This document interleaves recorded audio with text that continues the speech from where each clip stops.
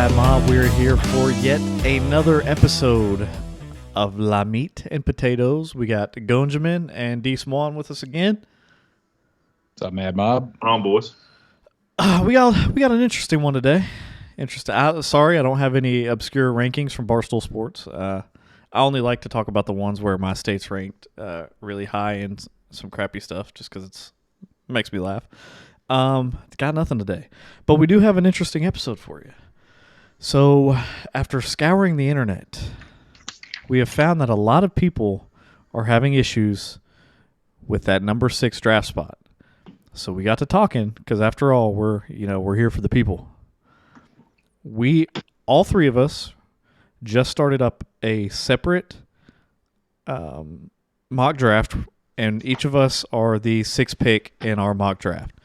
So it's all going to be a little different. We already started off camera, and we already are a little different. So the computer, we're drafting against the computer, but the computer is obviously not sticking exactly to the same script because all of ours were different. So yeah, that's what we're doing. We're gonna let y'all know kind of who our best available is at the point in time. We're doing it's a dynasty, 12-team PPR with 2 flexes. Yeah, and we're just gonna run through a draft. Again, it's all our own draft. We're all the number 6 within our draft, and hopefully just provide some clarity on what we would do at that spot. Side note: it is 8:30 p.m. Eastern Standard, -5 GMT. We're getting after it early today. We're getting after it early, extra early, which means there is a 100% chance of child interruption. 100%. We've got, Goni's got multiple kids in his household and a loving wife. Begley, multiple kids in his household, loving wife. Me, multiple kids in my household, hateful wife. But that's fine. I'm just saying, if you're on YouTube, you're going to see some background. Beg's got a perfect example right now. Always. And that's fine. We're attentive fathers. We love our children. Just be aware of it. Say hi to them. Well, what's up, Pay? Nothing. See, we're all getting just some fathers podcasting out here. All right, yep. So who wants to go first? I have a 5-minute timer, and mine's down to 2 minutes. So did you all do 5-minute timers as well? You go ahead. I'll go ahead. Mine. Okay, my best available is oh dang, did somebody take my boy? My best available is Christian McCaffrey, DeAndre Swift, and Javonte Williams. This is a dynasty. If this was a redraft, and I think that's fair, right? Do y'all want to do that? Is kind of just give our opinion on if it was a redraft or a dynasty, or just roll straight dynasty? Just roll straight dynasty, because I think as we go through, it's going to kind of shift further and further away from the redraft setup. Yeah. Okay. In that case, Christian McCaffrey and DeAndre Swift are ranked in front of the player that I'm taking at the 6 right now, and that's Javonte Williams. He is my first pick at the 1.06 for my draft. Why him over CMC, a league winner? It just dynasty. I don't know how much CMC has in him, especially with his injury history. It was tough between him and DeAndre Swift. I just went with the better team. Fair enough. I went with the offense that'll have more opportunities. Obviously, everybody knows how I feel about Javonte this year with Melvin Gordon still there, but I think Melvin Gordon absolutely shoots off into outer space after this year, and for many years to come. Yeah, I don't hate it. I took him at the 107 in a startup dynasty just a couple weeks ago, so I love that pick. Yeah, it's a good pick. Beggs, you want next? Yeah, I would say next. So for me, best available is Cooper Kupp, McCaffrey, and Swift. Javonte went off the board at 1.5 for me. I'm taking DeAndre Swift. Guy is a young MJD, Alvin Kamara type player. He's had a bad team, but the Lions are on the up and up. He's 23 years old in his 3rd year in the league. He's hurt. He's been hurt, but even missed 3 and 4 games last 2 years was still an RB2. So I love DeAndre Swift. Yeah, he's young too. He hasn't had any terrible crippling injuries. Yeah. So I think he'll be fine long term. I like I said, mine was between Javonte and DeAndre. I just went with the better team. Yeah. The line did no running back depth either, man. Yeah, that's true. Man, going back, do you think the Chiefs are kicking themselves for taking Clyde Edwards-Helaire over Swift, over Jonathan Taylor, over J.K. Dobbins? I don't, Even man. I don't know. I don't know these because it's guys just look good. Yeah, but it's I saw a picture of like the Timberwolves. I think it was they drafted garbage in front of Dame, garbage in front of Klay Thompson. Who was the other player?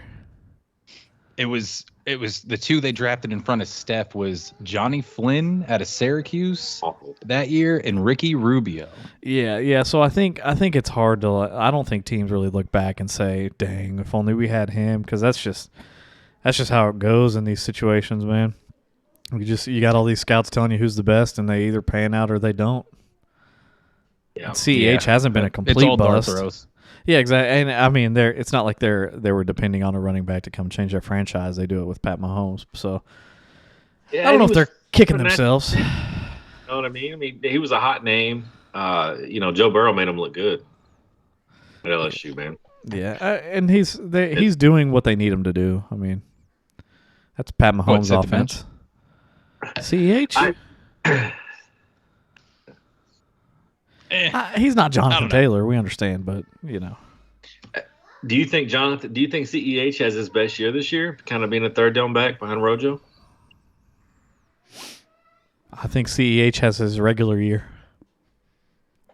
I don't think he doesn't. So he misses about 6 games and gives you a couple double-digit jams. Dang, what happened? What did CEH do to Goney, dude? He started snapping on us talking about CEH. It's just missed opportunity from the Chiefs. You got to add 3 other better running backs. Yeah. Cam Akers was even in there as well, but Cam Akers tore his Achilles, so I won't throw him in that conversation. I'll go ahead with mine, though. Boys, I thought mine was a little wonky, to be honest with you. Jonathan Taylor went at the 105, which there is zero world where he goes at the 105 in a startup dynasty draft. So Najee went first, Jamar Chase, CMC, Cooper Kupp, Jonathan Taylor. So I've got Justin Jefferson, DeAndre Swift, and Javonte Williams at mine. And I mean, I love to hammer the running backs, but this is just one of those opportunities where I think I'm going to have to go wide receiver. When you see a guy like Justin Jefferson sitting there, I'm going to go ahead and take him. I'll take Justin Jefferson at that spot at the 106. I think there's a world where people go running back heavy, right? Dynasty, everybody loves to pound the RBs, man. I think he could fall to 6, right? Is there a world? Justin Jefferson? Yeah. I don't know. Is there a world? In the 2 startups that I've done, he went off the board before that. Yeah. It's got to be. It was like Jonathan Taylor at the 101, then Jamar Chase were like 2 and 3 or 2 and 4, something like that. So I don't know. Yeah. But yeah. That's fair. What you got, Wayne? Interruption number 1 in my household. So we'll see what happens from there. I had Alvin Kamara, A.J. Brown, Stephon Diggs were my best available at my spot. I'm shoring up a thin. I like to shore up the thin running backs. I went with Nick Chubb. I think he's got a couple years of RB1 status left in him, 2, 3. Enough time for you to fill him in. Let your rookie sit on the taxi squad for a year and then come into a starting role before Nick Chubb starts to fade away. I just think he adds instant. I believe I have 2 RB1s next year. Javonte Williams is probably front end RB2. But next year I feel like I have 2 RB1s starting on my squad. Doing this Nick Chubb pick here at the 2.7. I like it. Just a total lack of RB receptions in your future, but a lot of touchdowns. Well, hey, I'm fine with it. I'm fine. A running back that can get all their points off running on the ground, then you call receptions bonus points. If I can get 15 to 20 a game using the old Piggly Wigglies, then I'm perfectly fine. When they start using those phalanges, then we're just in bonus point territory. Wayne's rolling with a full 1970s type fantasy roster here. I love Hey, it. hey, we're the What A is train. this We're the A pack? train leather helmets, son.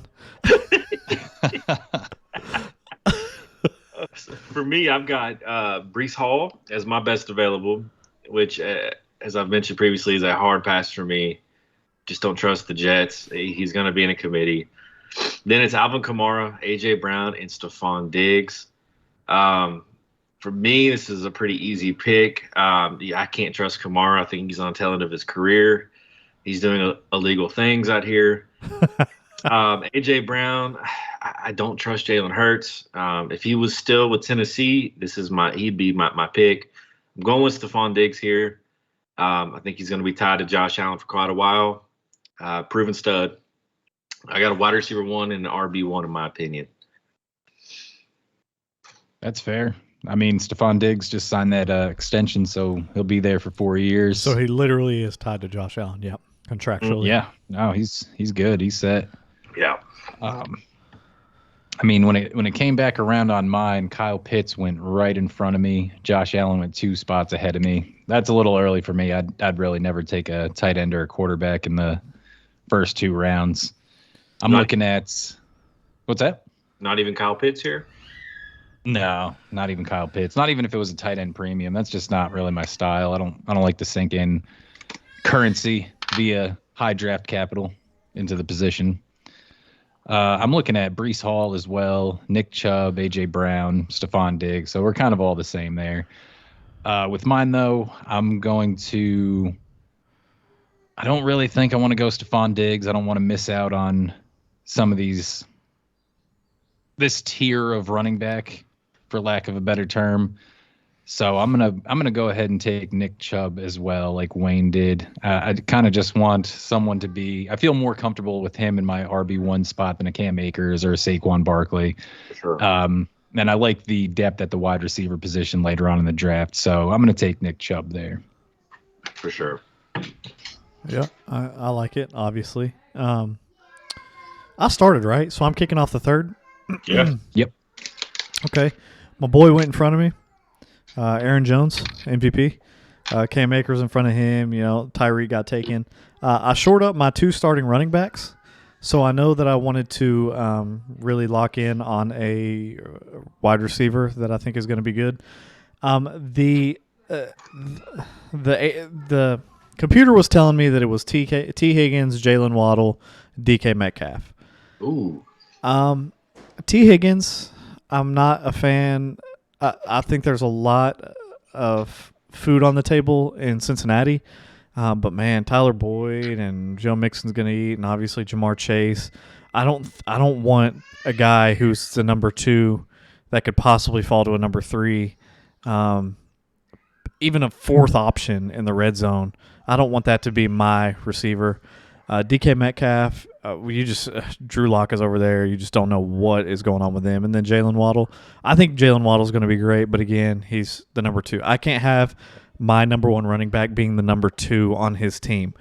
So I went with Deontay Johnson. I'm not a big fan of Mitch Trubisky. I've made that well known.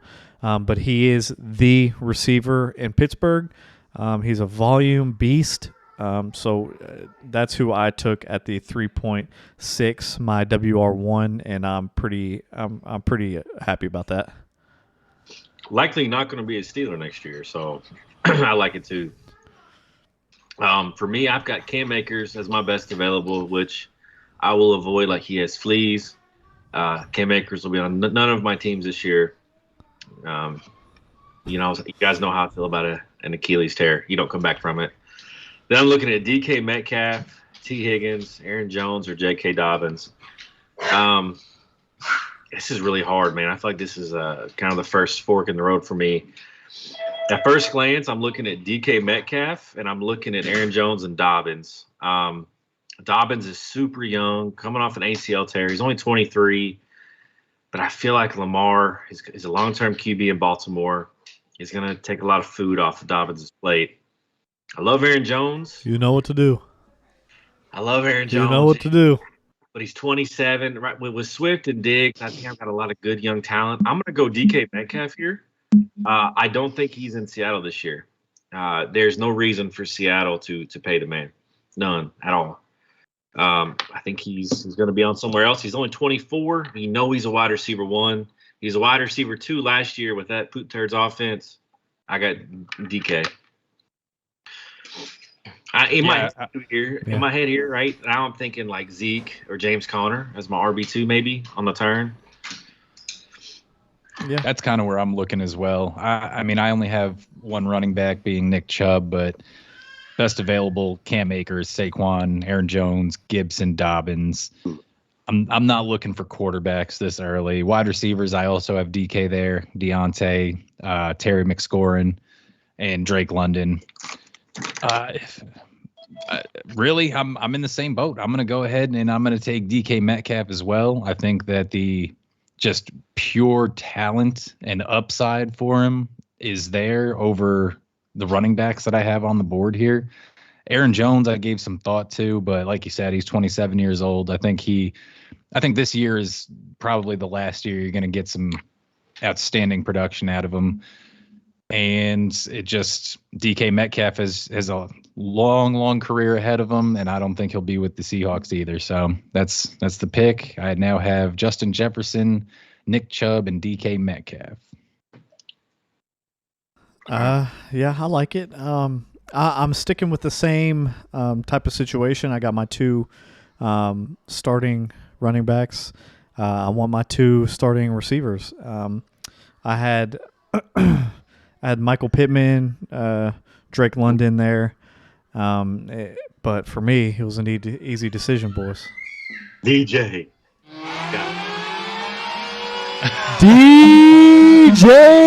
Moore. Welcome to the squad, boy. We know I love him. Mr. Consistency, quarterback proof DJ Moore. Give him to me. To have your WR2 with that much consistency on your squad, you are sitting pretty, DJ. I don't even want to. I'm not even wasting another second of my time explaining why this man's a great pick as my WR2. DJ Moore locking in. I'm loving my team. Beggs, who you got? Send the jersey, DJ. Send it. Over, sign it. Send it. I swear I'll sleep on that thing. For me, best available is Terry McLaurin. But then I'm looking at Lamar, Etienne, Pittman, Mike Evans. I think McLaurin has his best year ever under Wentz. But I think here I've got to go running back. I'm looking at Etienne, Kenneth Walker, and Fournette. I'm going to go Etienne, as I previously stated. Guys don't come back from Achilles, man. I think James Robinson's done. Etienne's the only guy there. He's going to have opportunity to win the job. He's a baby. He's only 23. No hits on his body in the NFL. A lot of college hits on his body. Not the same. Give me Travis Etienne as my RB2, man. Everybody knows in a dynasty what it's looking like when you don't have that second running back spot filled. It's miserable. Facts. It's hard to come back from. Mm-hmm. It really is. And you need to kind of get lucky and pick up the flavor of the year via the waiver wire. You know, just those guys that pop up, a Cordarrelle Patterson or a James Robinson. And, I mean, there's only, a couple of those guys every year that show up. So it's better to have your RB2 short up. I've gone undefeated in one fantasy season. One fantasy season I've gone undefeated. It was man, I wish I could remember exactly. I want to say 6-7 years ago. Can you all guess the diamond in the rough that I found to lead me to an undefeated fantasy season? 6-7 years ago. NFC player. Was it running back or receiver? It was running back. Doug Martin. It was not Doug Martin. 6-7. I don't know. Oh, hang on. Let me think about it. Hey, you're in the right division. Ooh. Oh. 6-7 years ago. Michael Turner. ADP had him about round 13, 14. Michael Turner might have been too far back. Devontae Freeman. Oh, that works. Yeah, that works. People don't think of it because 7 years ago now. People don't think about that because because it was a league that was on first shift at Toyota, and so that would have been 2015. Yeah, it would have been 2015. Who was with him? Who did he share the backfield with? It wasn't. Was it? I want to say Tevin Coleman, but that's not right either. I think it is. Tevin Coleman. Either way, Yeah, people don't think right. people don't think it's Devontae Freeman as a diamond in the rough because he had after that year he had about 3 or 4 very fantasy relevant years. But yeah, that one year he was like around 13, 14 flyer and finished like RB3, RB2, RB3, something like that. Whole side note for y'all. So where we at? So you got who'd you pick? ETN? Is that yours? Beggs took ETN. Yeah. All right, so that was your 4-7. Going, who you got at the 4-7? Boys, I had DJ. I had your boy DJ Moore go right before me, and ETN went 2 picks before me. You don't deserve DJ Moore, anyways. I didn't need him. I don't need. You don't deserve him. It's fine. You don't I don't deserve want him. I don't want him. You bro. wanted him, but you don't deserve him. Don't want him. I got 2 wide receivers that are better than him, proven. So going here, like I said, I was looking for more running back depth a little later on. So I'm going to go ahead and take it here. I know a lot of people are leaving him for dead. I'm going to take Ezekiel Elliott because I would like to win now and I want to win later. So he is kind of a patchwork running back for this year where I think he's still going to easily break the top 10. I think he's going to still be good next year as well. He might, fall off a little bit. He's healthy. I believe in him. And I'm looking for probably another young running back in the 5th round to fill the holes. So we'll see how it works out. I know you guys have been in some startups. Where is Zeke going in your all's dynasty drafts? Dynasty, about fifth-ish round. Yeah. Yeah. I was going to say I've seen it all over the place. I've seen late 4th and like late 4th at the best. Yeah. He might tickle the 4th, but most of the time he's around the 5th. Yeah. That's a steal, man. It's a dynasty. People are only expecting him to be relevant this year, and then he's done. But that's okay. Like if your roster makeup has you being a running back away from being successful this year, then you got to go with him. I mean, somebody's got to win the fantasy championship this year, and if Zeke can be that 1-year fill-in to make you that guy, and you got to go with him. Yeah, that's pretty simple. I like it. It puts you in win now and win now mode, and hopefully he's got a little bit of value left at the end of the year. You might be able to trade him to somebody that's just looking for somebody that can fill in and be pretty sturdy. All right, so we are round 5. We're at the 5-6. I'm staying with the receivers. This was a pretty easy pick for me. I mean, I had T.J. Hawkinson, Zeke was there, Treylon Burks. I'm okay on running backs, obviously. I'm staying with youth. I'm loving my team's youth right now. I think I have a good chance to be good for a long time. I went with Jerry Jeudy at the 5-6. Man, he's my first flex spot. So my starting lineup right now is looking like Javonte Williams, Nick Chubb, Deontay Johnson, DJ Moore, and Jerry Jeudy. I'm pretty happy with that. I've got nothing but youth, and nothing but guys that have a very high ceiling. So that's I'm feeling pretty good. Treylon Burks went right after me, and Zeke after that, and then T.J. Hawkinson. We've had a few 4, 5, 6 tight ends off the board. So when 6 tight ends are off the board, go ahead and pencil me in for not taking one for quite some time. But that's okay. I'm same with quarterback. If a couple good quarterbacks go, I'm okay taking a late round guy. I can survive off snaking some quarterbacks every now and then. That's what I went with. Beggs, who you got? Well, can I petition to have the flyover noise whenever Jerry Judy's name's mentioned? The what noise? Your DJ Moore. Called it a flyover. Hang on. With the 5-6, I took wide receiver Denver Broncos, Jerry Jeudy. Thank you. All right, the quality on that was terrible. No problem. It was good for me, Gunny. Yeah, enjoy that pick. Man, so right here, I'm looking at my lineup so far is Swift, Diggs, Metcalf, and ETN.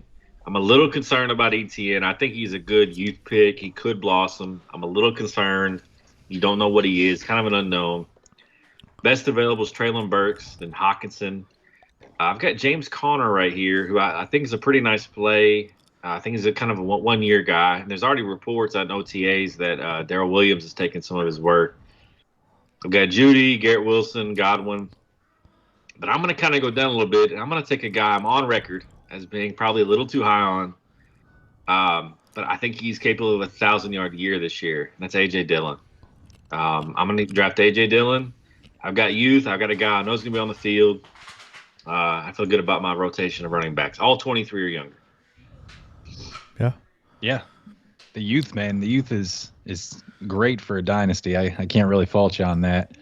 And just segueing into my pick as well, like I said, I'm looking for another young running back coming in here. I've got Nick Chubb and Zeke in my backfield right now. James Conner, Elijah Mitchell, A.J. Dillon, CEH, some of the ones to choose from. And then it looks like we're getting to the crop of rookie wide receivers. My best available there is Traylon Burks, Garrett Wilson, Godwin, Cooper, Olave. And I mean, I feel great about my wide receiver 1 and 2 with Jefferson and Metcalf. So I'm going to go ahead and shore up the running back spots. I kind of like Dillon more so than Mitchell. So Absolutely. just for the longevity, so many guys run in San Francisco. I don't love that part of it. And so I think it's going to be at least a 50-50 workload out of A.J. Dillon and Aaron Jones this year with just potential to grow in the future coming up. So A.J. Dillon's the pick. I have a young running back now as well to go with my older studs. And I'm liking the way the team's shaping up. Nice pick. Yeah, that's a good pick. Yeah. All right, my pick. Little technical difficulties with my inability to pause the draft, and it just went to auto pick mode. Embarrassing. So literally a solid 10-minute intermission for me to remove all these players. So my last pick was Jerry Jeudy for the 5-6. It came back around. Amon-Ra got taken right before my pick, and I'm okay with that. So I have Elijah Mitchell, Chris Olave, CEH, and Dalton Schultz are my 4 best right now. I'm on record saying I love Dalton Schultz this year. I can't go tight end this early. I physically can't do it. I'm on record saying I love Chris Olave, but then all of a sudden they went out and got Jarvis Landry. I think Jameis Winston's going to be a beast. Michael Thomas is going to be there. I just don't think that offense is going to be successful enough to really go. And this is my flex 2 spot, so I mean that's fine. But as I'm looking at the players available, I ran across a little Charger named Mike Williams. That man's going to be a beast. So I thought Mike Williams as my number 2 flex. I'm Mike Williams all day on it. It's an easy pick. Easy pick. Yeah, I scrolled down because I'm looking at CEH, Elijah Mitchell, and all them, and I see Mike Williams down there. I was like, well, what's my buddy doing down there? Went ahead and snagged him. I'm happy about it. Yeah, no, that's a great pick, man. We're absolutely the podcast that's advocating for Mike Williams as a league winner this year, right? I mean, he's the guy to get late. Absolutely. Man, I'm really in a tough spot here. My best available is Amari Cooper, who I couldn't touch with a 10-foot pole right now. With Deshaun Watson probably going to be kicked out of the league as of now, as the last I've heard. He's probably going to be suspended, right? And his contract's crazy. What was he guaranteed? Looking like at least $40 million. Yeah. Oh yeah. It's looking like Amari Cooper is going to have like Case Keenum throwing the ball this year. For the future. I've got Chris Olave, but it really comes down to 2 players. It's Hollywood Brown versus Mike Williams for me. Y'all know what I think about Hollywood. In a redraft, I'm taking Hollywood. But in a dynasty, is there any chance the Cardinals let Kyler walk? No chance. Absolutely not. Though? What's the problem? Why don't they pay? Why didn't they pay Zeke? Why didn't your boys play Dak? Like we knew it was going to happen. They're playing hardball. They're not gonna let a franchise quarterback walk. They should have paid him before. It would have been cheaper for him in the long run if they just hurried up and signed him instead of all these other guys getting their extensions, beforehand and raising the bar in the quarterback market. So Deshaun kind of screwed everybody. He signed what's going to end up being a ghost contract that set another bar. So it's like the Browns just came in, set the high bar for quarterbacks, and then didn't have to pay it. I mean, but it's still terrible. If I was them, I would want to pay it because they gave up all that draft capital and now, poof, you're gone. Gone. You're gone. Like, here, just take everything I have for this guy that's not going to play for us. What would it take for them to just stick with Deshaun through thick and thin, man? I think they do. They do. They don't have a choice. They have to. No matter what. Yeah, no, they're going to sink all of their dollars into the PR department to make this thing work. They're going to do such good things for the city of Cleveland. They're going to rebuild parks and subways and all these things. And it's going to be in Deshaun's name. And that's like the only way they're going to try and save face. But it's looking like guaranteed to miss a year, and it could be longer. What if, and this is very possible, like he's in Cleveland right now ripping his towel off, and some girl has it on camera and she's like pepper spraying him or something. There's no way around it, right? Like you're paying your money. You're going to pay somebody who isn't going to play for at least a year or two. We'll see what's happening with that, though. I just read an article recently where he settled, I think it was 20 of the 24 lawsuits. Yeah. So money talks. Money's going to, I don't want to say fix it because that kind of sounds insensitive and whatnot, but like he's going to try and settle with these people because it's looking increasingly worse for him that he's going to be found guilty of something. So I remember at the beginning of this, he was saying that we're not going to settle. We're going to find out the truth and I'm going to have my innocence proven. And now you find out he settled with 20 of them. So it's not looking good for him. He's probably going to throw any money he can at some of these just to try and make it go away. But there will be discipline. I think Cleveland rides it out with him to the death. Wow. Yeah, I love it because it's just Browns being the Browns. It is. It's just a Brownsian move. They got Deshaun Watson, and I work with we work with a Browns fan, and we work with a Browns fan. Sorry, I have a 2-year-old running around screaming for his mom. Yeah, and every time I'm on a stationary spot and he drives around, so like I'll see him, every 15, 20 minutes. Brownies. And, that's all I hear is brownies. Yep. Boy, when he got Deshaun Watson, every 15 minutes I'd have to hear Super Bowl champs next year, Super Bowl champs. And in the back of my mind, I'm just thinking like, dude, it's the Browns. And the Browns went out and did some Browns things and signed just a serial rapist to a $40 million deal. Crazy. But anyways, I mean. Is Deshaun Watson to Kareem Hunt the most felonious pairing?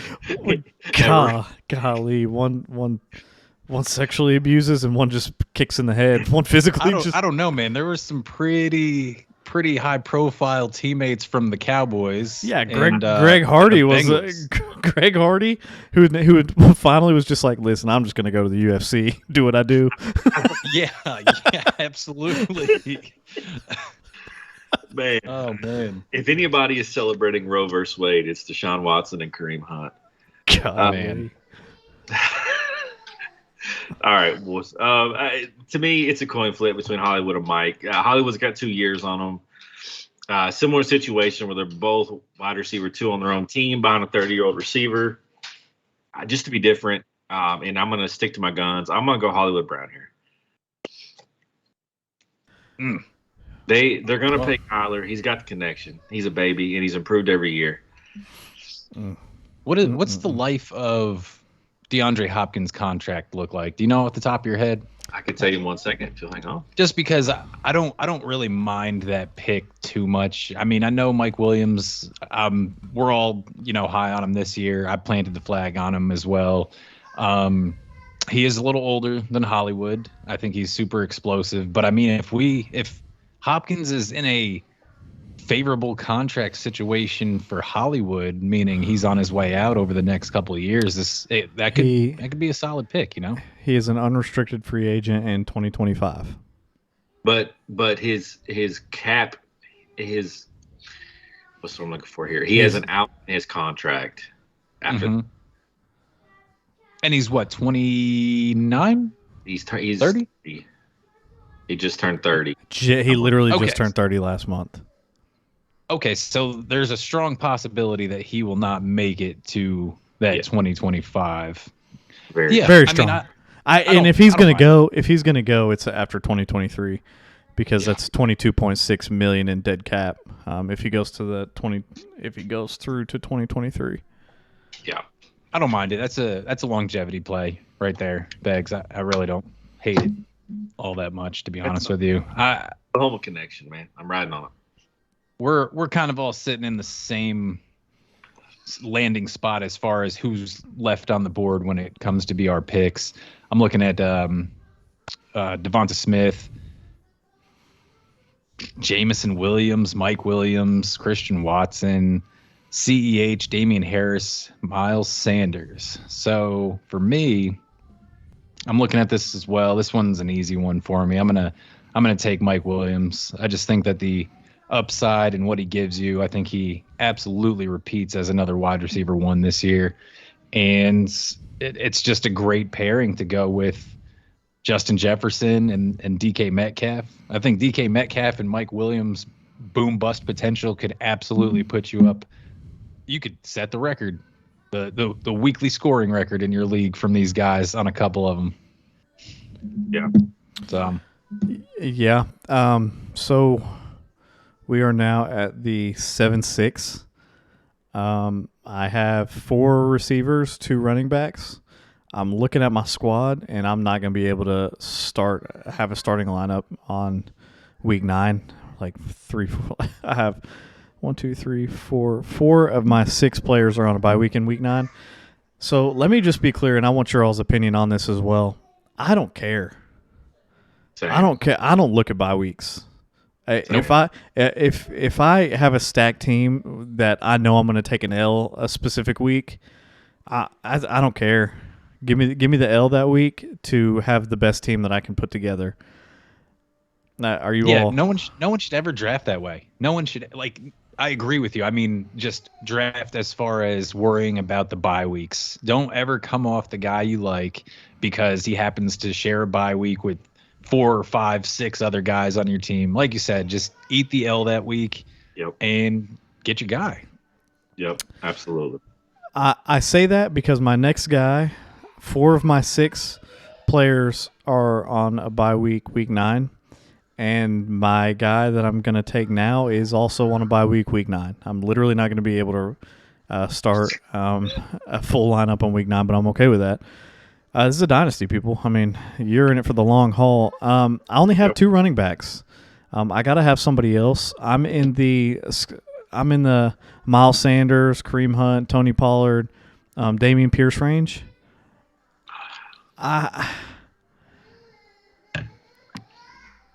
Dameon Pierce, I like him. He's got a opportunity to be the number 1, but for Houston, so he's rising too. He's climbing the ADPs right now. Having a great OTA. I know, but then I'm looking. Does anybody know off the top of their head? Actually, I'm gonna look it up. I'm gonna look it up here. I mean, all he's got to compete with is he's Marlon Mack and Rex Burkhead. Yeah, I know, but then, and you can tell, like, this is the part of the draft, in my opinion, where a lot of leagues are won and lost. When you're getting, like, you're shoring up the rest of your starting lineup and getting the necessary depth to survive, a few weeks of starters that are missing for you. So this is the time where I start to frustrate everybody in my leagues because I'm like, I cannot make a bad pick in this area. So that's why I'm looking up, and this will kind of give it away. That's why I'm looking up Boys, Zeke's. I've got mine locked and loaded. I'm looking up Zeke's contract. Ooh. He's still got, what is it, Cowboys guy? 2 more years? 3? I have it up. I have it up if you want to look at it. But I think it's 3. But I had to guess. He's got at least 2, maybe a third, but I know he's got a team-friendly contract after this year. So it's. I'll bring you right here with you. No, I got it. It's through 2026. He's an unrestricted free agent in 2027. Yeah, but it's team-friendly. There's he's got a potential out after this year. If you look at the cap hit, it is the dead cap. It's infinitely smaller after this year. It drops down to $11 million.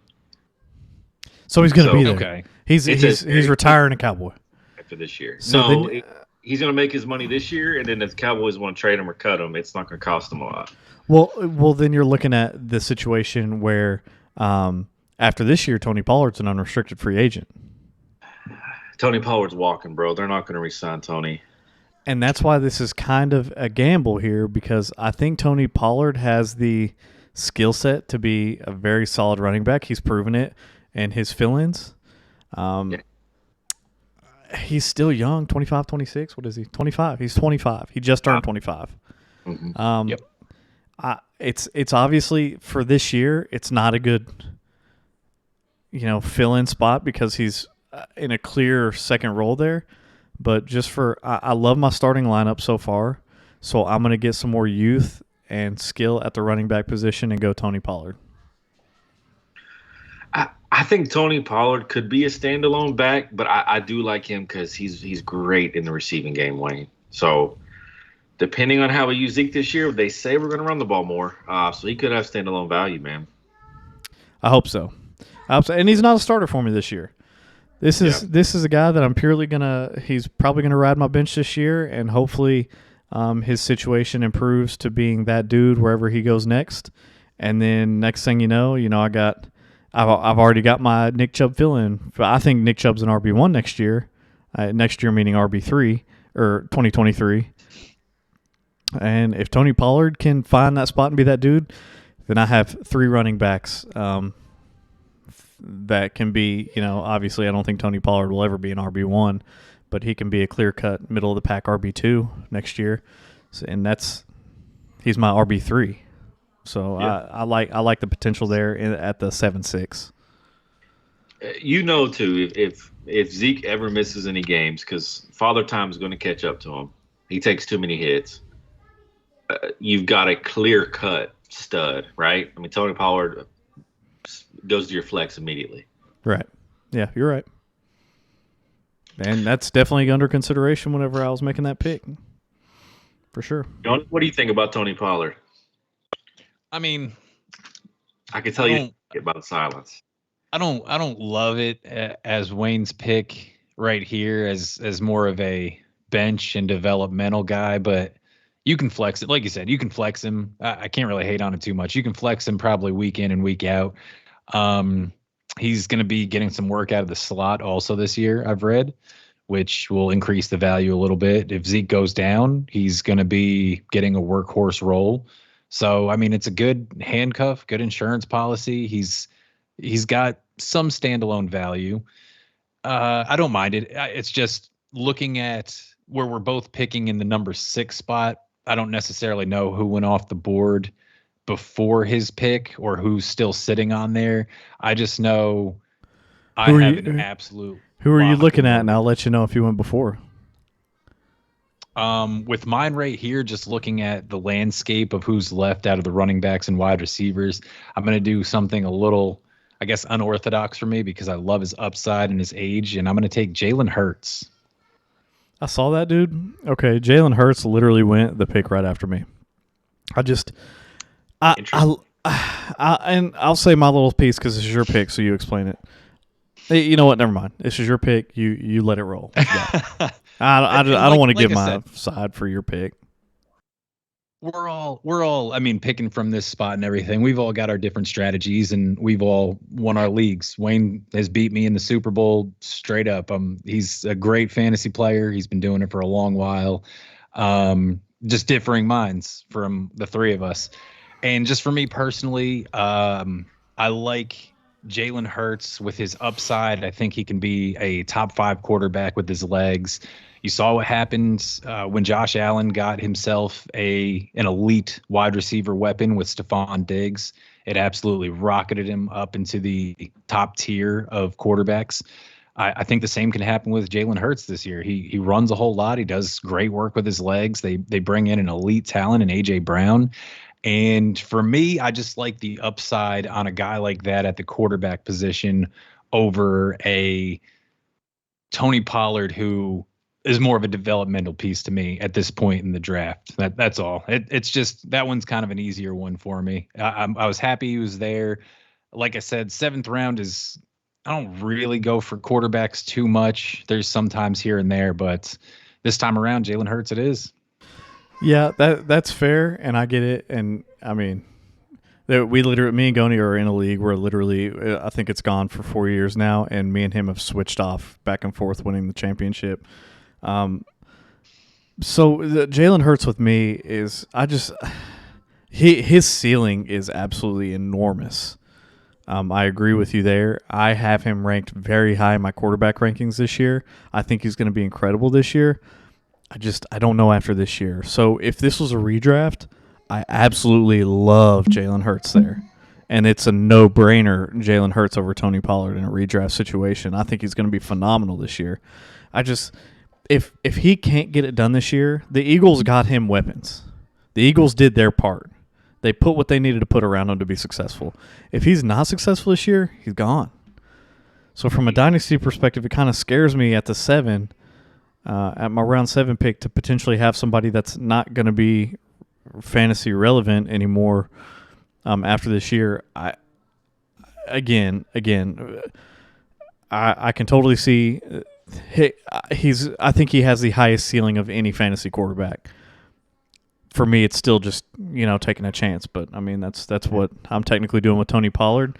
I felt the need to do it at the running back position, and Goni felt the need to do it at the quarterback position. And that's just difference in drafts. I like both of the picks. Yeah, I mean it's a good pick. It's just that was my mind in taking Tony Pollard over Jalen Hurts at that pick. So I mean, I feel that. So Goni, I agree with Wayne. The only 2 quarterbacks in the last 20 years I can think of, Josh Allen will be the third. Running quarterbacks who got substantial second contracts, probably Mike Vick and Lamar. Well, and Lamar hasn't got his yet, but he will. Am I missing anybody?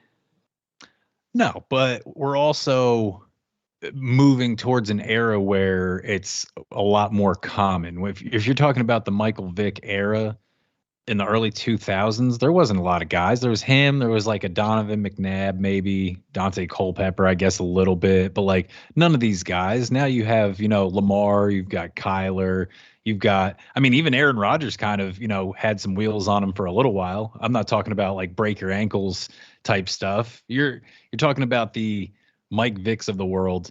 Josh Allen isn't necessarily the most nimble guy in America, is he? He's kind of just a freight train that trucks you over. Yeah, he's a monster. What's that? He ran for what? Yeah, I'm saying, but he's not really going to juke a guy out of his shoes. He's going to just run you over. I'm bigger than you are, man. Like, stop me. So it's becoming more of a commonplace thing for the quarterback position. And I mean, I completely understand the argument against him. Jalen Hurts may or may not be good. I'm taking the shot on the upside, but at the same time, man, the guy made the playoffs last year with the Eagles in what was essentially his rookie season. He played all season last year. He only had 4 games. It was the last 4 games of his rookie season the year before. So that was a small sample size. He got a full season in last year. He plays in the weakest division in football with the Dallas Cowboys, and he made the playoffs. So America's team. Yeah, dude. They add A.J. Brown. I think I get it. the Eagles are going to see enough out of him to continue to use him. I feel like the path to get there is very easy, and that's why I feel more comfortable about it. It's not so much of a gamble to me. Okay, I respect it. I'm a little worried. He just didn't put enough on tape with his arm for me personally. That's cool. That's fine. So for me, this is I have to go with the best available pick here. I've got 3 running backs, 3 wide receivers. What round are you in? I'm in the 7th. Okay. Did we skip order? Am I backwards? Yeah. We segued to mine. Okay. Yeah, that was really rude of you, Goni. I think you actually made that happen, host. No comment. What you got, Biggs? Yeah, I usually get the shortest end of the stick. I've noticed. There are 2 guys here that I don't know if they were on your all's draft boards or not. I'm assuming they weren't because I can't imagine you guys would not choose these guys. But I got Mooney and Cortland Sutton here. These are 2 guys I love. I had Jerry Jeudy. He came across for me. In the Mike Williams round 6-ish area, I even kind of looked at him, but I'm not taking Jerry Jeudy and Cortland Sutton. That's fair. Mooney's 2 years younger. I'm tying myself to Jamarcus Russell 2.0, the worst quarterback in the league. Golly. I traded for him in a league we're in together, so I'm going to go Darnell Mooney here over Cortland Sutton, just for the lack of competition for targets. He's still a baby, 24 years old. Man, really? Goni loving it right now. He's absolutely loving. He's absolutely loving Darnell that Mooney he picked a Bears receiver. Cortland Sutton. I did, man. I did. It's just there's not as much competition for targets, man. Bro, you were talking about the Quality Chicago of targets. Bears. Quality of targets. It is a different quality. Quality of targets. Justin Fields. I'd rather have Ryan Leaf throwing the football over Justin Fields. This guy right here, man. You were wide receiver 22 last year, man. I mean, with that quarterback. So, yeah, man. Shame on you. Shame on you. Flip flops. You're like a thong. Man. You're like a thong sandal, my boy. No, it's a dynasty. We did our redraft rankings. Those were redraft. This is a dynasty. Give me the 2 years of youth over Cortland Sutton. All right, whatever, man. That's fair. All right, fair. I still love Mooney. I'm just highly surprised by your pick on it. That's all. So we're at the 8-7. I already know who I'm going to pick.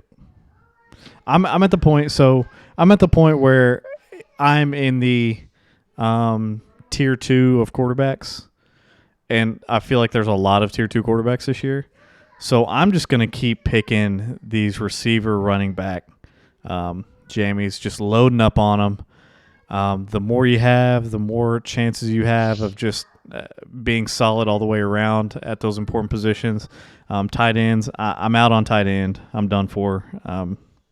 It is what it is. I can just roll with that. I kind of have my eye on a guy anyways that I feel like I can wait a few rounds for. Me and Goni are on the same page. I can see it. I'm in there with you. Yep. So, I've done my flyover pick, DJ Moore. I did. I snagged Begley's flyover pick and Jerry Jeudy. So now for my 8-7 pick, I'm going back to youth with a skill position. At the 8-7, I'm taking Gabe Davis. We're staying young. We are young at the position. He's the clear number 2 in one of the most high-powered offenses in all of football. And this man is my WR5. He's my WR5 with extreme upside. He can ride the bench for 2 years for me and still be okay. Stephon Diggs can see his way out. And if he ever sees that WR1 role in Buffalo, it's over. It's over for him. Silva. Love it. Wow. I don't. What you got, man? So yeah, let's segue back to Beggs. We'll segue back to you. We'll start going clockwise again. I'm just waiting for him to make his so I can go right back to talking about Gabe Davis. Let's go. All right, I will talk as long as possible then. Go ahead, man. My best available is Russ Wilson. I'm looking at Goddard, Pollard, Dawson Knox. Pat Freiermuth went a couple picks before me. I'm devastated by that. Freiermuth. Freiermuth was a snap pick for me here. Gabe Davis is on my board. I don't hate the pick. But I'm gonna go for a guy I drafted. I'm pretty high on this year. I think he has an immediate impact. Give me Dameon Pierce. Goni, I don't want to keep you from Gabe Davis any longer, my friend. Hey man, I absolutely appreciate that.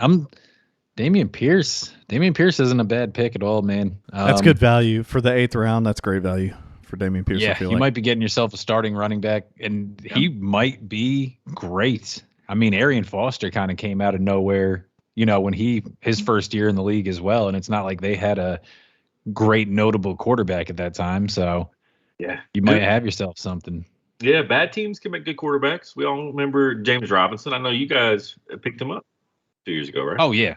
Yeah. Plus, honestly, Davis Mills, I didn't think Davis Mills was that bad last year. I really don't. No, he wasn't. But like I said, back to the pick. Gabe Davis. I got you. Easy pick. It warranted. It was warranted.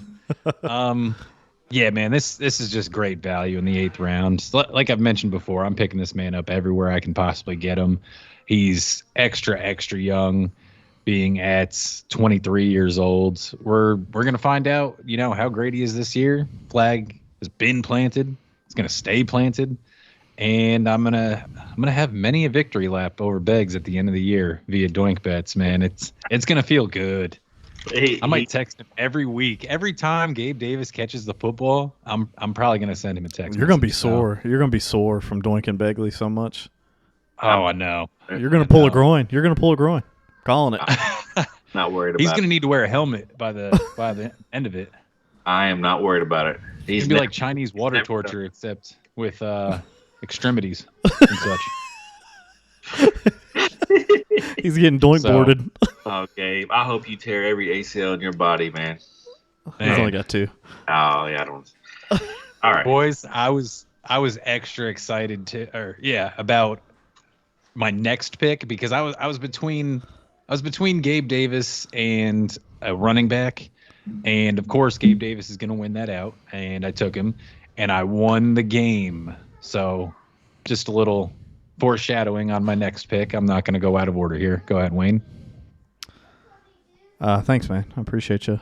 Wow. I mean, you've just been cutting the line every time. Yeah, really. You mind? Just once because you made me. You hosted it that way. Well, I feel very powerful right now. Thank you.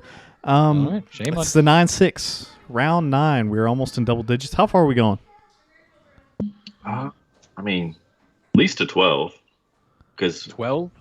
I think so. We'll go to 12. We'll go to 12. That's fine. I'm at round 9. Still kind of early for me, but I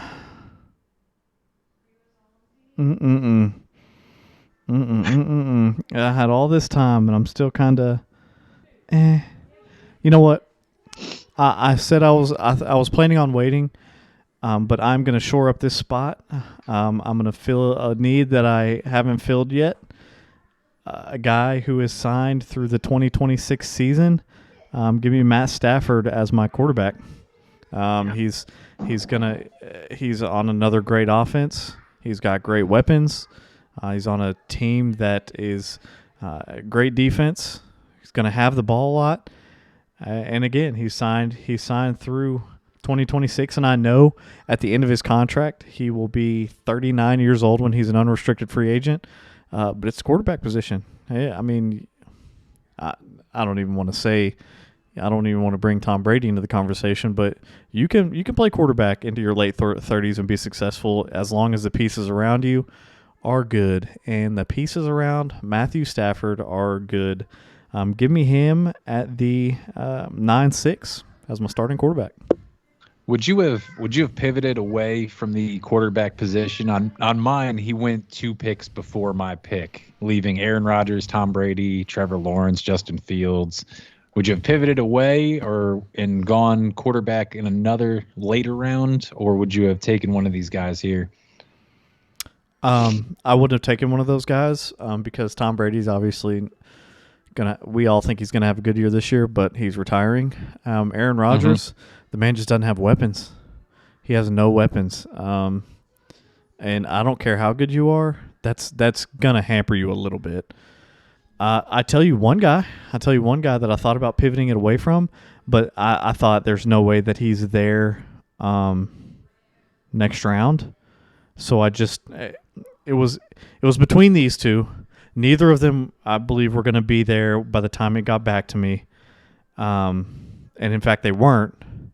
It was Matthew Stafford or Derek Carr. If I knew that Derek Carr was going to be back around at the 10-7, I would have pivoted away from the quarterback position and probably gone with like I don't know, maybe a Christian Kirk, maybe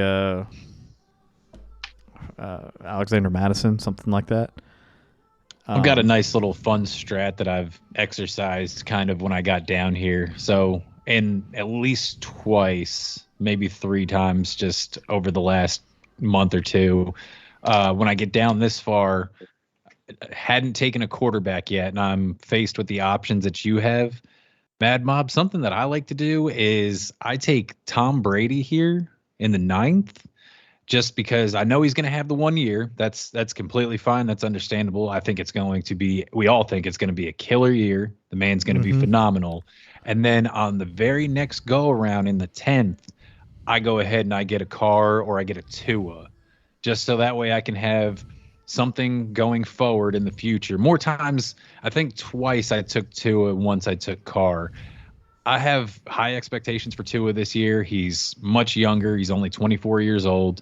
So you got the stud now in Tom Brady, and I'm hoping Tua's the developmental guy. So basically that's how I would shore up my teams at the quarterback position if I hadn't picked until the 9th round.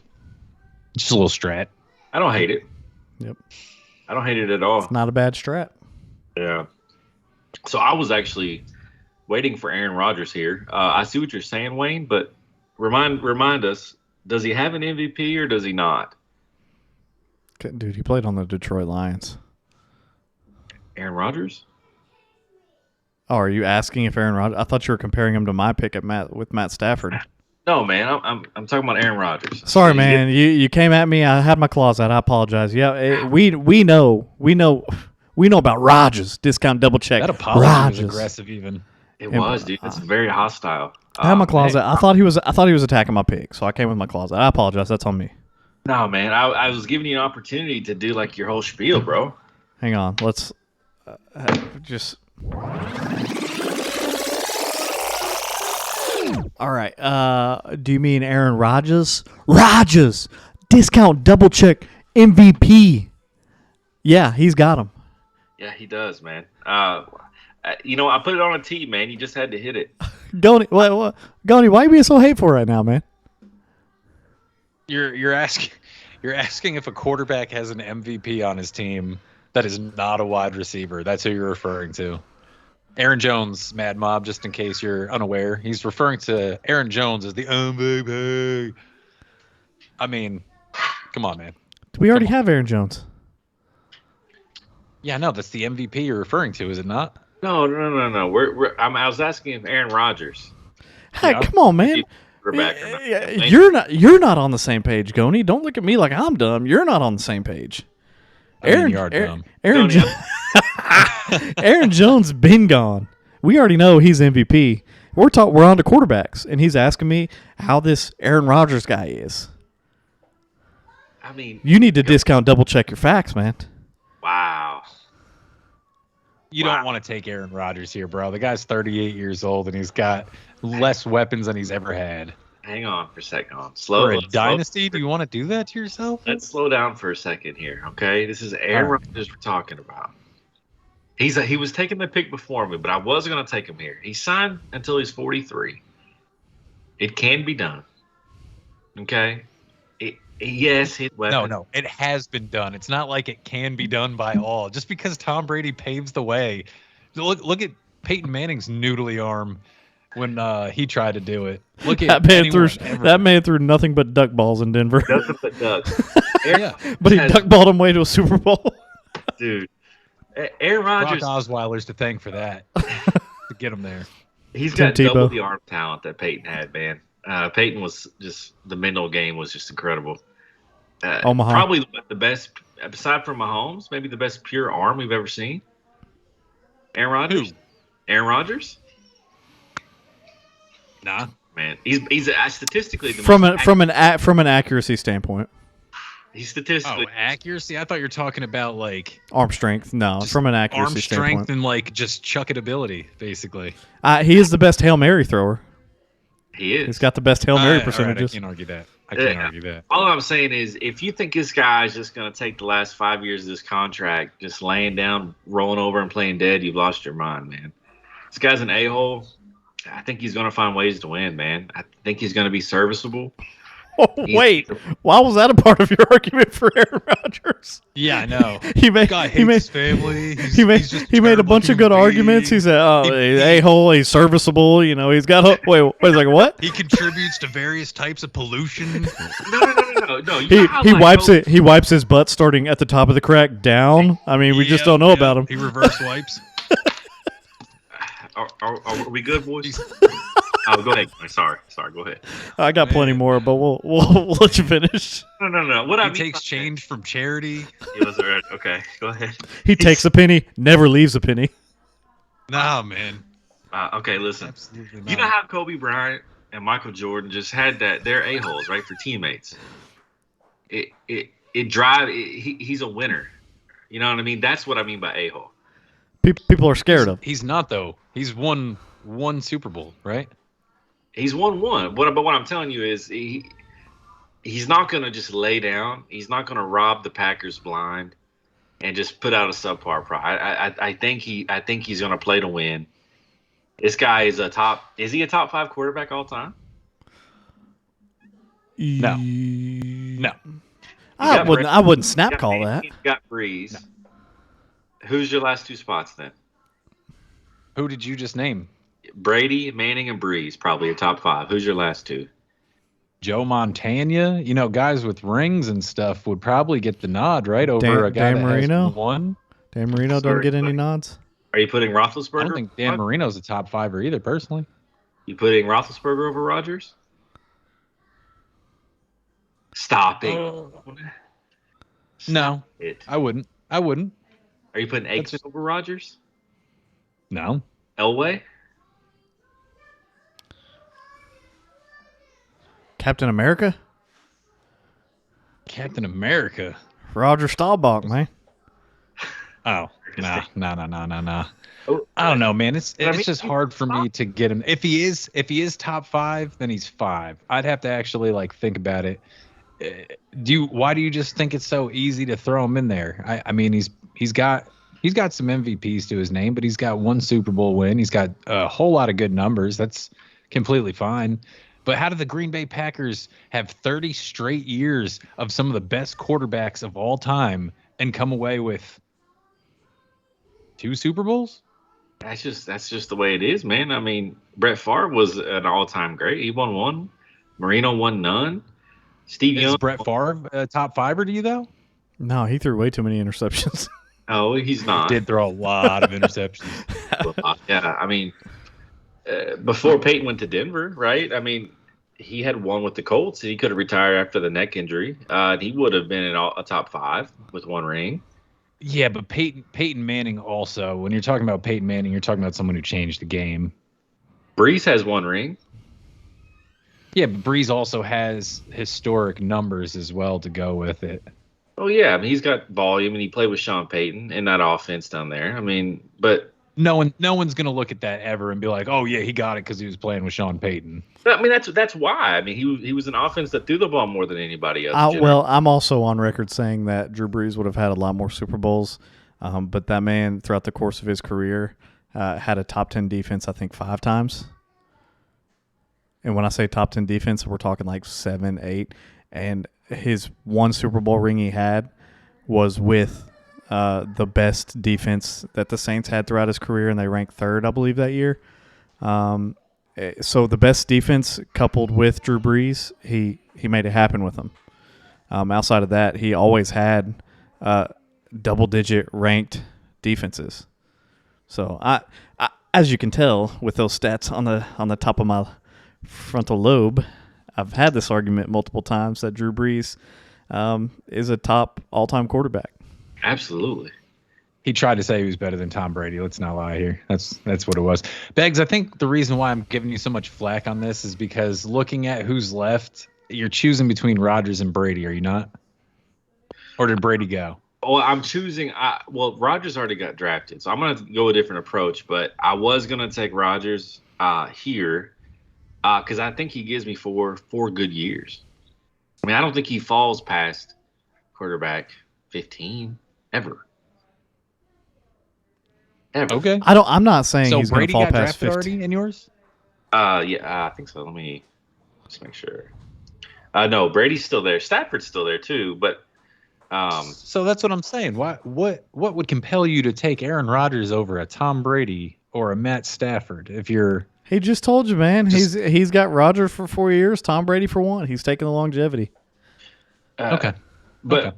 My pick, because Rodgers went right before me, I need a tight end. It's slim pickings. I mean, I'm looking at Ertz, Noah Fant, Trey McBride, Cole Kmet, who I don't hate, but I've already got Mooney. That's too many Bears. Fields just he can't hit.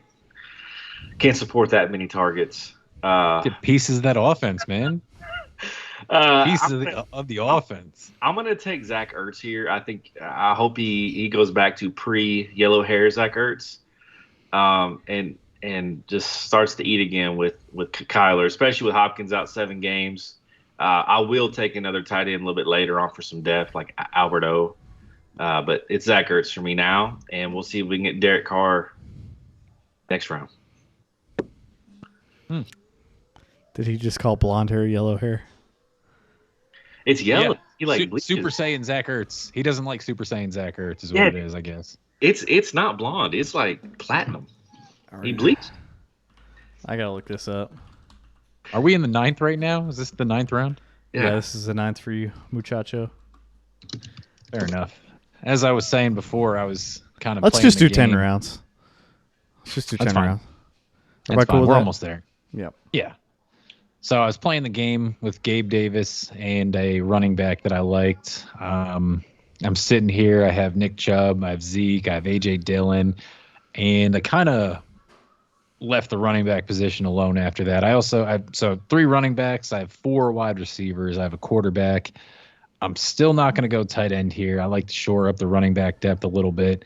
And the guy that I got extra excited about when he fell back to me is Isaiah Spiller of the Chargers. I like him. I'm not planning on him to start for me this year. He will undoubtedly get probably 2 games to play this season where we'll get to see what he looks like on his own because Eckler is going to get hurt. He always misses at least a game or 2. That'll be his time to shine and see what the Chargers got with that pick. And I just like the game he brings to the table. He's going to catch it out of the backfield. He's Austin Eckler light. He is Austin Eckler 2.0. Whatever you want to say about him, that's the play style. So I like him as my 4th running back and a developmental guy for the future. Fun fact, Mad Mob, we are in the middle of a rookie draft in one of our leagues. And I just took him in the 2nd round. It's going to be great. I love that pick. Just a little fun fact for you. Yeah. Round 10. That league? Huh? You have Eckler in that league? I don't. It's going to be spicy. No, but I got Christian McCaffrey and Dalvin Cook in that league. Baby. Yeah, yes, sir. My last pick of the draft, I'm going to go ahead and take a tight end just so I can have all the important ones. I'd probably wait one more round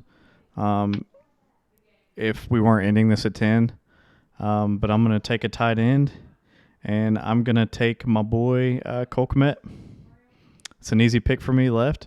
It's like Noah Fant, Zach Ertz, Trey McBride. It's an easy pick for me. Cole Kmet, he's one of the very few options to go to in Chicago. I think he's great value at the 10th round, and you should be able to get him at the 11th or 12th round. Honestly, if you can get Cole Kmet 11, 12 round, just snag him up, and he'll probably be in your starter. He'll probably be a solid starter for you. Yeah. Yep. Not all targets are created equal, but yes, you're right. Darnell Mooney. Says the guy Get who outta took here. Darnell Mooney. Yeah, he's too good to pass up, man. Yeah, I mean, when you're going to see 150, 160 targets in a season, I mean, hey, that'll do. Yeah, it'll do. It's a nice pick. Here, so I'm going to try to play the game, and I'm going to punt to the 11th for a QB, where I'll try to get Carr or Tua, as Goni said. Tua does make me a little bit nervous. Here is kind of a best available pick. Running back wise, I'm looking at Rashad White, Ramondre Stevenson, Rashad Penny. Tyler Algier is there, who's a little interesting, but I think I might be able to wait on him. I'm going to take a guy that I think is by far the best available when I'm looking at all the other pieces, and that is Michael Gallup. I think he's wide receiver 2 on offense that should score points. He's paid. He's going to be tied to Dak Prescott for quite a while. Michael Gallup here. Not bad. Not bad either, man. Man, just looking through who's left on here to round mine out as well. Kind of looking at, the same thing you guys are. I could probably wait one more round on him. But my next pick here would also be Cole Kmet, just so I can fill my lineup. I'll have a completely set lineup. Cole Kmet, he hasn't missed a game yet. He's going into his 3rd season. He's going to get all the targets. Mm-hmm. As we've mentioned before, he had 93 last year. Hates volume. Hates volume. Again, though, you should be able to get him in the 11th or 12th. Don't reach for him in the 10th. Yeah, absolutely. We're just doing this just to round out the lineup. We're only doing 10 roster. rounds. We're just rounding it out. But you should be able to get him at the 11 or 12. Yeah, any tight end that's gonna net you 100 targets during a season, and the man's only going into his 3rd year. He's a beast. He's 6'6", 260. He's a huge target. He's gonna get all the work. You got to take him, especially this late. He's a great value. So Cole Kmet it is. I like it. Yeah. So we are 10 rounds in. We all picked from the 6th spot. Did it in a dynasty perspective, 12-team PPR. My team ended up being, I'll just start from the top. My quarterback is Matt Stafford. My running backs are Javonte Williams, Nick Chubb. My receivers are Deontay Johnson, DJ Moore. Flex spots, Jerry Jeudy, Mike Williams. Tight end, Cole Kmet. And on the bench, we got Tony Pollard and Gabe Davis. Starting in the 1st round, going down to the 10th. In order, I picked Javonte Williams, Nick Chubb, Deontay Johnson, DJ Moore, Jerry Jeudy, Mike Williams, Tony Pollard, Gabe Davis, Matt Stafford, and Cole Kmet. I love it. I'm young. I've got talent. I've got immediate starters. I've got a few developmental guys. I love what I was able to do at the 6th pick. And granted, we are against the computer here. This is why we all did our own because the computer did something a little bit different. So this is not apples to apples drafts. It is our computer all did something a little bit different. So Begley, what did you round out with? I'm looking at Derek Carr for QB, DeAndre Swift, ETN, Stephon Diggs, DK Metcalf, Zach Ertz, AJ Dillon, and Hollywood Brown with Darnell Mooney, Pierce, and Michael Gallup on the bench. In order, it was Swift, Diggs, DK, ETN, Dillon, Hollywood, Mooney, Pierce, Ertz, and Gallup. Same with you, Wayne. I went young across the board. Ertz is by far my oldest player. Everybody else is below 28. I think Etienne's got it, but in case he doesn't, I'm happy with Dillon and Pierce this year and Mooney in the flex. Love my team. Yep, Not that's bad. good. Goni, Not bad Goni, at all. What'd you manage? Mine, looking at it, I had a little more of the veterans sprinkled into mine. I like to kind of mix in some of the vets as well. I feel like it gives me a good win now chance as well as in the future. I went with Jalen Hurts at quarterback, Nick Chubb and Zeke at running back. My wide receivers are Justin Jefferson, DK Metcalf, Cole Kmet at tight end, A.J. Dillon and Mike Williams in the flex with Gabe Davis and Isaiah Spiller on the bench. Went Jefferson, Chubb, Metcalf, Zeke, A.J. Dillon, Mike Williams, Jalen Hurts, Gabe Davis, Isaiah Spiller, Cole Kmet. So yeah. I like doing the draft like this. I think it, for people listening, I think it would really help, right? I mean, it kind of gives you an idea of what you can expect from a draft, like a baseline from a certain. Do you like drafting out of the 6th spot? Is it a good spot? You hate it? Yeah. What's your preference? I like to be either top 4 or I like to be at around 10. At 12, in the middle, I feel like you miss out on all the top tier talent. You're kind of getting that second group. Like, to me, it's Taylor, Najee, Jefferson, and Chase. I think there's a drop off after that. I hate picking early. I'm not happy with the 1 and 2 at all.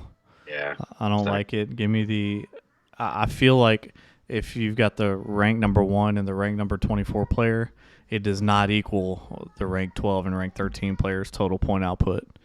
Or very rarely does. I mean, obviously you have, years where Christian McCaffrey goes 1 and Le'Veon Bell goes 1, and they absolutely just do crazy things with the pigskin.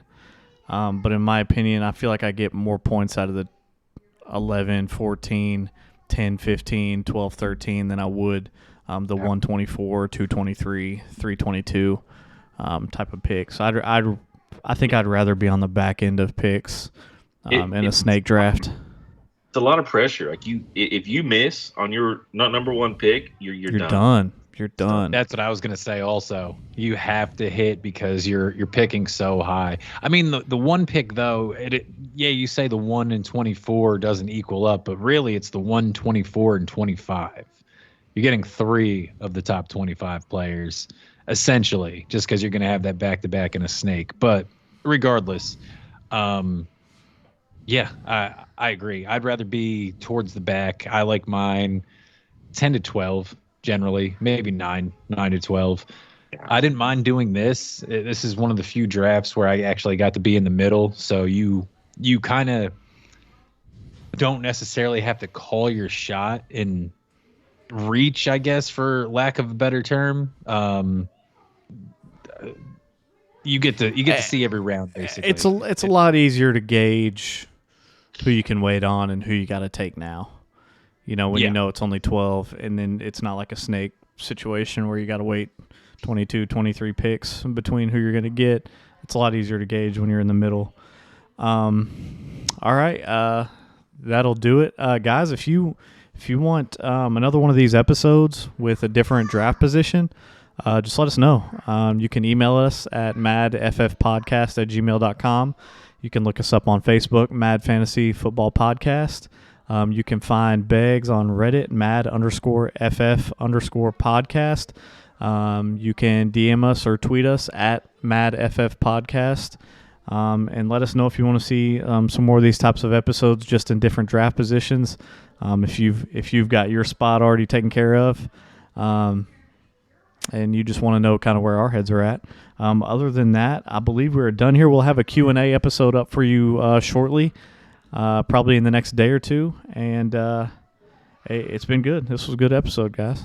It was. All right.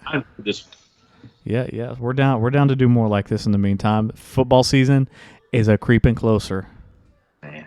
One week at a time, boys. Well, Mad Mob, we are out of here. We appreciate y'all. All right.